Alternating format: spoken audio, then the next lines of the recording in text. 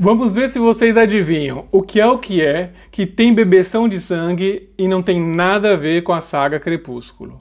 Que tem cenas de sadomasoquismo e não tem nada a ver com 50 Tons de Cinza. Estamos falando do livro Se Eu Fosse um Anjo, Cairia por Você, da B. Pellicer.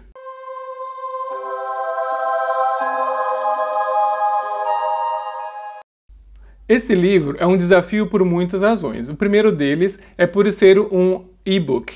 Como é um livro digital e eu não tenho o hábito de ler o livro digital, talvez seja o primeiro que eu leia de ponta a ponta, então já é um grande desafio. Eu não estou acostumado. Tem pessoas que acham muito prático, né, de poder ler em qualquer lugar, mas eu sou muito tradicional. Ó. Atrás de mim tem livros físicos e eu gosto muito deles. Agora, o segundo desafio é como encaixá-lo na literatura fantástica. No livro Se Eu Fosse um Anjo, Cairia por Você, é uma história que tem demônios e anjos. Vocês podem me dizer, isso é literatura fantástica? Depende. Para mim é, porque anjo e demônio são fenômenos sobrenaturais, não existe nenhuma prova física, científica que existem. Mas depende do seu grau de religiosidade. Se para você realmente, de acordo com as suas crenças, isso existe, embora não haja provas científicas, mas é uma questão de fé, então, para vocês, isso não é, a priori, uma literatura fantástica. Poderíamos supor, por ser uma história de demônio, que seja um livro de terror. Mas não, acreditem, isso não tem nada a ver com terror. O livro é uma história de amor. Sim, um demônio chamado Grimoire, que ele se apaixona por uma garota chamada Georgia.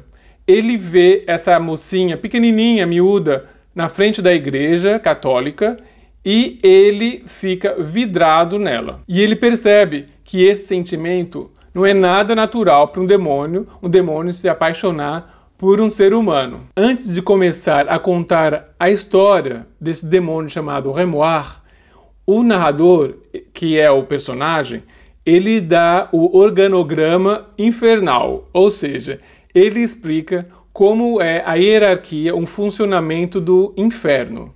Os demônios, eles se alimentam do sangue de pessoas más. Então, uma pessoa que foi má, ela alimenta o demônio. E os demônios precisam de sangue para sobreviver. É meio estranho, né? Parece um pouco assim uma pegada de vampirismo. E muitas vezes quando eu lia o demônio bebendo o sangue de alguém, eu lembrava muito de vampiro. É difícil não fazer essa ligação, né? Mas esses demônios, eles precisam de beber sangue, não é qualquer sangue, tem que ser sangue de pessoas más, pessoas cruéis. Isso que realmente conta para eles. E eles precisam fazer um estoque, senão eles também morrem de fome, os demônios. A única coisa que pode causar a morte de um demônio, para eles ficarem desidratados, esvaziarem, virarem pó, é a falta de alimento, que é o sangue dos maus. Uma coisa que é muito importante para o demônio, não beber um sangue santo, o sangue dos justos. Então ele não pode beber sangue de gente boa, porque ele também vai ficando bonzinho, ele vai ficando molenga, não vai ficando tão mal assim. E o Grimoire, ele é conhecido lá no inferno, ele é um demônio de classe C.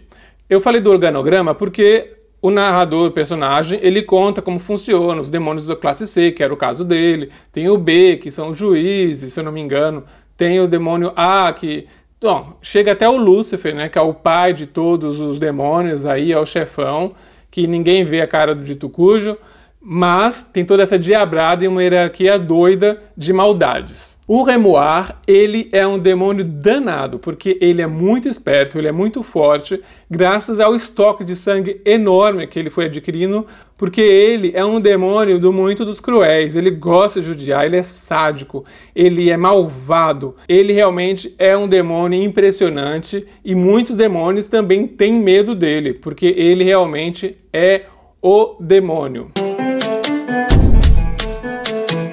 Mas acreditem que apesar de toda essa maldade dele, ele não para de pensar na fulana, na Georgia, aquela mulherzinha pão com mortadela e tubaína que não tem nada de interessante para a maioria dos seres humanos. Mas aquela mulher não sai da cabeça dele. Ele pensa nela e aquilo não é bom para um demônio. Então ele se exila muitas vezes na terra.